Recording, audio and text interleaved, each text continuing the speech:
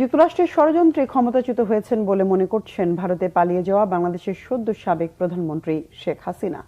তার এই বক্তব্য প্রকাশ করেছে ভারতের সংবাদ মাধ্যম দ্য প্রিন্ট। নিজের মতামতের পাশাপাশি দলীয় নেতাকর্মীদের হতাশ না হয়ে মনোবল অটুট রাখার নির্দেশনা দিয়েছেন তিনি। জানিয়েছেন দেশে ফিরবেন শীঘ্রই। বিস্তারিত মেহরাব হোসাইন খানের ডেস্ক রিপোর্টে। দেশ ছেড়ে ভারতে আশ্রয় নেওয়ার পর থেকেই নীরবই ছিলেন সাবেক প্রধানমন্ত্রী শেখ হাসিনা। তার দলের নেতাকর্মীদের কেউ পালিয়ে গেছেন, কেউ আত্মগোপনে।